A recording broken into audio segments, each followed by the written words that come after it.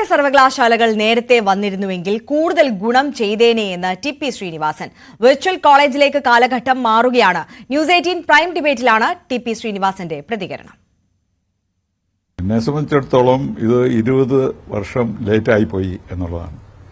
കാരണം ആ കാലഘട്ടത്തിൽ ഞാനിത് പ്രപ്പോസ് ചെയ്ത സമയത്ത് കുട്ടികൾക്ക് ആർട്സ് ആൻഡ് സയൻസ് കോളേജസിൽ പോലും അഡ്മിഷൻ കിട്ടാത്ത സ്ഥിതിവിശേഷമായിരുന്നു.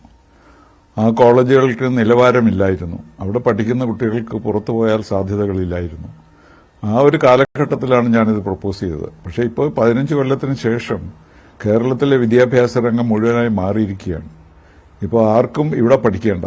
ഈ ആർട്ടിഫിഷ്യൽ ഇന്റലിജൻസ് വളരെയധികം വേഗത്തിൽ വികസിച്ചുകൊണ്ടിരിക്കുകയാണ്. അപ്പോൾ നമ്മൾ വളരെ പെട്ടെന്ന് ഒരു വെർച്വൽ യൂണിവേഴ്സിറ്റീസിലേക്കോ വെർച്വൽ കോളേജസിലേക്കോ വെർച്വൽ സ്കൂളുകളിലേക്കോ മാറും. നമ്മുടെ സ്വന്തം മുറിയിൽ ഒരു പ്രൊഫസർ വന്ന് പഠിപ്പിക്കുന്ന പ്രതീതി ഉണ്ടാക്കുന്ന തരത്തിലുള്ള വിദ്യാഭ്യാസ രംഗമാണ് വരാൻ പോകുന്നത്.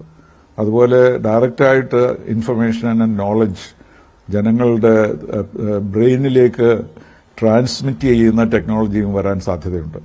അപ്പോൾ ഇതെല്ലാം വെച്ച് നോക്കുമ്പോൾ ഈ ബിൽഡിംഗ് ഉള്ള യൂണിവേഴ്സിറ്റികൾക്ക് വലിയ പ്രാധാന്യം ഇല്ല എന്നുള്ളതാണ് നോക്കാനുള്ളത്.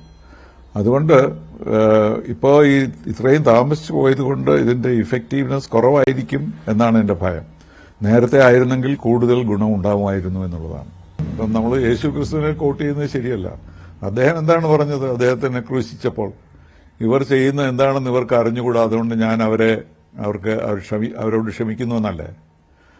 ആ ഒരു സ്പിരിറ്റിൽ തന്നെയാണ് ഞാനും പറയുന്നത്. അവർക്ക് അറിയാൻ വയ്യാത്ത കാര്യം, അവർക്കെതിരായിട്ടുള്ള കാര്യമാണ് അവർ ചെയ്യുന്നത്. അപ്പൊ അതുകൊണ്ട് അവരോട് ക്ഷമിക്കുകയല്ല, നമ്മൾ എന്താണ് വേണ്ടത്?